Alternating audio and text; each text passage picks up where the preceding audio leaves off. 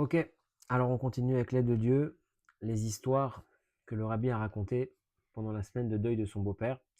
On a vu juste avant que chez les chassidim, la coutume n'est pas de faire un espèce d'une oraison funèbre, on va dire classique, en faisant un discours avec certaines, euh, certaines formules, etc.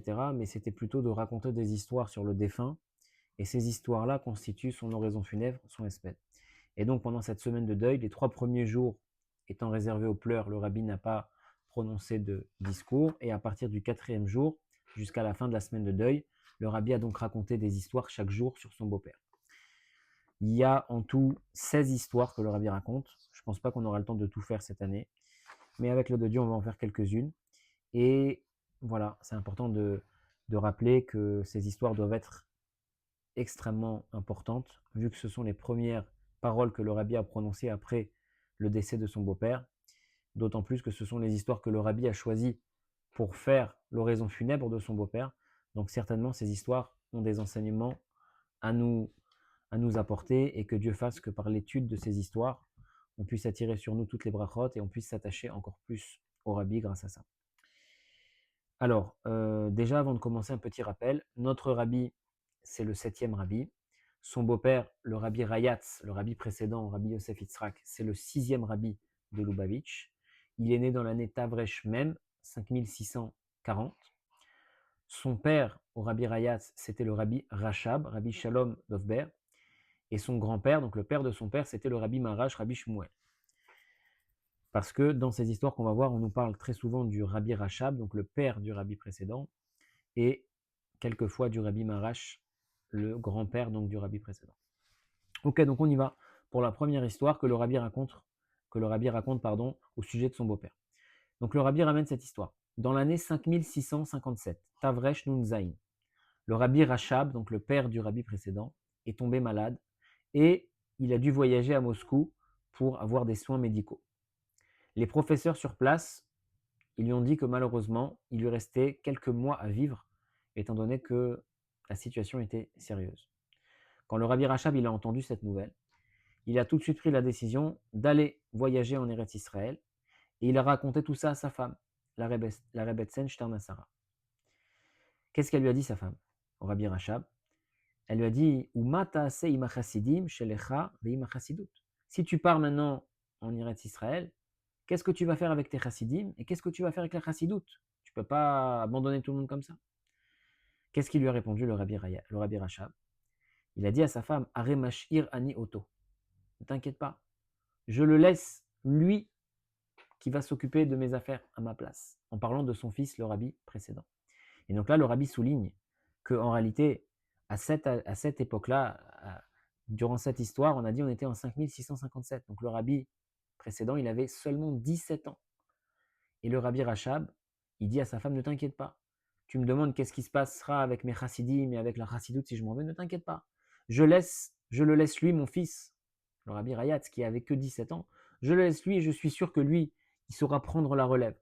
Comme pour dire que, d'après le rabbi Rachab, le rabbi Rayatz, son fils, aurait déjà été prêt à l'âge de 17 ans à prendre la responsabilité des chassidim et de la chassidoute, donc pour nous montrer la grandeur du rabbi précédent, qui aurait été apte, si on peut dire, à devenir rabbi à l'âge de 17 ans, si bien que son père, le rabbi Rachab, ne s'inquiétait pas de devoir partir et ne s'inquiétait pas de devoir laisser les rênes du mouvement à son fils à l'âge de 17 ans seulement. Ça, c'est la première histoire. Deuxième histoire, c'est que quand le rabbi était un jeune enfant, donc dans l'année 5644, donc le rabbi avait 4 ans, le rabbi précédent, son père, le rabbi Rachab, habitait dans une toute petite maison. Il y avait seulement 2 pièces. Il y avait une pièce que c'était la pièce pour dormir, et il y avait une autre pièce où là-bas le rabbi Rachab étudiait la Torah. Et le lit du rabbi précédent, qui avait 4 ans, était dans cette deuxième pièce, dans la pièce où le rabbi Rachab étudiait. À cette époque-là, le rabbi Rachab avait l'habitude d'étudier avec un grand rav, un rav Agon et un rav Chassid, un grand rav qui s'appelait Rabbi Yaakov Mordechai Bespalov. Et donc ils étudiaient ensemble. Et le lit du rabbi Rayat, c'était dans la chambre où ils étudiaient, dans la pièce où ils étudiaient. Un soir où ils étudiaient, Rabbi Yaakov Mordechai regarde le rabbi Rayat en train de dormir, Et il dit à son père, il fait beaucoup de compliments à son père, il lui dit, waouh, on voit cet enfant qui a une lumière particulière. Il a une Vezivapani Moriach al Taharat Amachashava. Il a une telle lueur qui émane de son visage qu'on devine facilement la pureté de la pensée qu'il doit avoir. Donc le Rabbi Rayatz, jeune enfant, avait une beauté particulière. Et Rabbi Yaakov Mordechai Bespalov a fait remarquer au Rabbi Rachab la beauté de son fils et la pureté de son fils. Et donc, quand le Rabbi Rachab il a entendu tous ces compliments sur son fils, il a eu envie d'embrasser son fils. Mais tout de suite avant de concrétiser cette envie d'embrasser son fils, il a eu une autre pensée. C'est quoi? C'est que dans le Beth Amikdash, en plus du fait qu'on apportait des corbanotes, des sacrifices, on apportait aussi de l'or et de l'argent pour le trésor du temple. On n'apportait pas seulement des animaux, on apportait aussi des fois de l'argent pour le fonctionnement du Beth Amikdash. Et donc, qu'est-ce qu'il s'est dit le Rabbi Rachab? C'est un petit peu, comment dire, je ne vais pas dire bizarre, mais un petit peu étrange. Qu'est-ce qu'il s'est dit le Rabbi Rachab? Il a pris sur lui de changer son sentiment qu'il avait envie d'embrasser son fils. Il a dit à la place de l'embrasser, je vais l'embrasser, mais d'une autre manière, en écrivant un Mahamar de Chassidut, en écrivant un discours profond de Chassidut. C'est ce qu'il dit ici.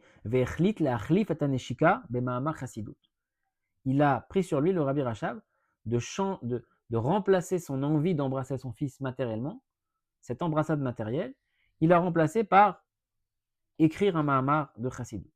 Et c'est ça qu'il a écrit, un Mahamar de Chassidut, dont le Dibur Amatril, le début était Marabu Maasecha. Dans l'année 5652, donc là le Rabbi Rayatz avait déjà 12 ans, le Rabbi Rachab, il a donné à son fils ce Mahamar. Il lui a dit, tiens, Zo Neshika Chassidit. Ça c'est un baiser chassidique. Et quand tu vas grandir, je te raconterai. Ou Bemshech Azman Asapalecha, dans quelques années, je te raconterai l'histoire. Et dans l'année 5656, donc là le Rabbi Rayatz avait 16 ans, donc 4 ans plus tard, 4 ans après que le Rabbi Rachab avait donné le Mahamar à son fils, il lui a raconté toute l'histoire. Que quand tu avais 4 ans, j'étais en train d'étudier, et Rabbi Yaakov Mordechai Bespalov m'a fait remarquer combien tu étais beau, combien tu étais pur. J'ai eu envie de t'embrasser quand tu avais 4 ans. Mais j'ai changé mon envie de t'embrasser, et à la place de t'embrasser matériellement, je t'ai écrit un Mahamar de Chassidut. Quand tu avais 12 ans, je t'ai donné le Mahamar, et maintenant que tu as 16 ans, je te raconte toute l'histoire. Que ça, il lui a dit, ça c'est une échika chassidite, un baiser chassidique. Il lui a écrit un Mahamar de Chassidut. Ok, ça c'était la deuxième histoire. Troisième histoire. Quand le rabbi il avait environ 6 ans, donc le rabbi précédent, à un moment son père, le rabbi Rachab, l'appelle et il lui dit, fais la bracha sur les tzitzit.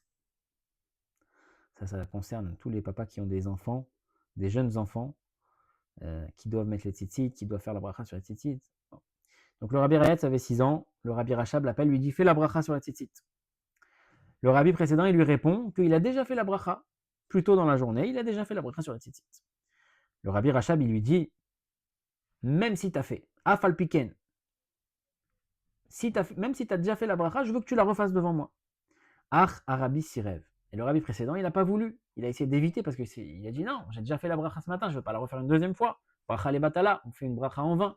Quand on a fait une bracha, on a déjà fait une bracha, la refaire une deuxième fois, c'est ce qu'on appelle une bracha et batala, de prononcer le nom de Dieu en vain. C'est un interdit grave. Et même si le rabbi Rayatz, il avait que 6 ans, il avait déjà conscience de cet interdit-là, donc il ne voulait pas refaire la bénédiction des tzitzit, alors que son père lui demandait de la refaire. Là, l'histoire continue. Natanlo Arabi Nishmat Oeden Stirakala. Alors, je ne sais pas ce que c'est Stirakala. Est-ce que c'est une claque? Est-ce que c'est une fessée? Donc, le Rabbi Rachab, il a mis comme ça une petite fessée, Stirakala, une petite fessée à son fils parce qu'il n'a pas écouté. Et entre parenthèses, le Rabbi, il dit Aitazo apa ma yechida shenatan lo stira. C'est la seule fois où le Rabbi Rachab, il a levé la main sur le Rabbi Rayatz. Donc, il a mis une petite fessée comme ça à son fils qui avait 6 ans. Et il lui a dit comme ça Keshani poked alecha letzayet. Quand je t'ordonne quelque chose, tu le fais. Ça veut dire, grosso modo, je t'ai demandé de faire la bracha des tzitzit, toi tu ne veux pas la refaire, alors, je te demande quelque chose, tu le fais. Point barre, tu ne discutes pas. Le rabbi précédent, donc qui avait 6 ans, il a commencé à fondre en larmes. Et il a dit, Imyesh levarech lifnei kadosh baruch hu kvar berarti. Si c'est la bracha, elle est pour Hachem, alors j'ai déjà fait la bracha.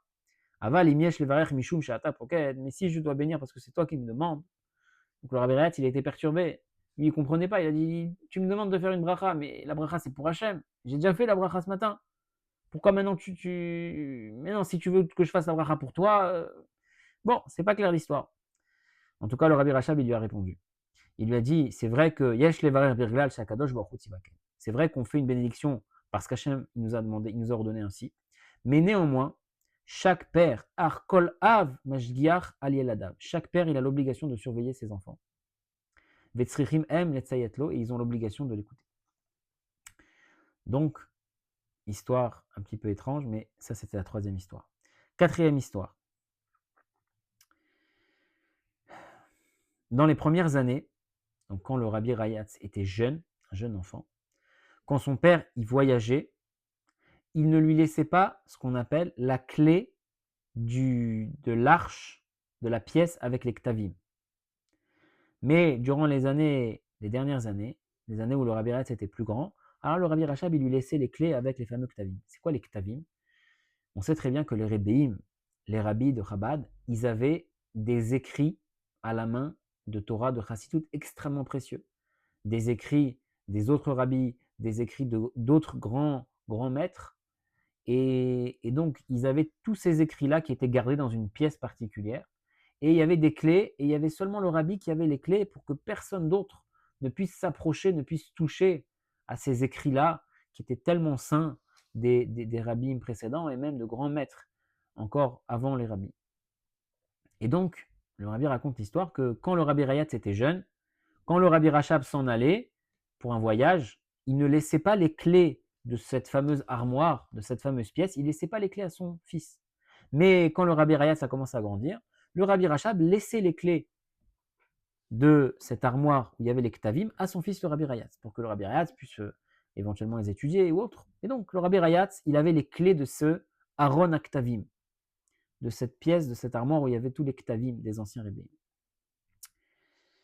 Et donc, une fois, le Rabbi Rachab n'était pas là. Le Rabbi Rayatz était déjà grand, donc il avait les clés. Pam nichnas Rabbi le cheder aktavim. Donc le Rabbi Rayatz, il est rentré dans la pièce où il y avait les ktavim, et il a vu là-bas qu'il y avait un écrit comme ça de son grand-père, le Rabbi Maharash. Et qu'est-ce qu'il a fait le Rabbi Rayatz? Le Rabbi Rayatz, il faut savoir, comme il ramène ici, il s'était entraîné à copier l'écriture du Rabbi Maharash, de son grand-père. Donc il écrivait de la même manière, il savait écrire de la même manière que le Rabbi Maharash, son grand-père. Et donc, qu'est-ce qu'il a fait? Il a pris une feuille et il a écrit comme ça un commentaire de Chassidut sur un certain sujet avec l'écriture de son grand-père, le Rabbi Maharash. Et il ramène même tous les détails ici, qu'en fait, il a commenté un Mahamar qui était Vayeler Ish mi Bet Levi. Un Mahamar de Chassidut qui était qu'il y a un homme de la tribu de Lévi qui est parti avec une fille de la tribu de Lévi. Ça, c'est Amram qui est parti se remarier avec Yocheved, comme c'est écrit dans Parashat Shmot. Et il a pris un sujet comme ça dans ce Mahamar-là, et il a commenté ce Mahamar de Chassidut avec l'écriture de son grand-père, le Rabbi Maharash. Donc le Rabbi Rayatz qui commente, qui écrit son explication sur le Mahamar, sur un certain sujet, mais avec l'écriture de son grand-père, le Rabbi Maharash. Okay.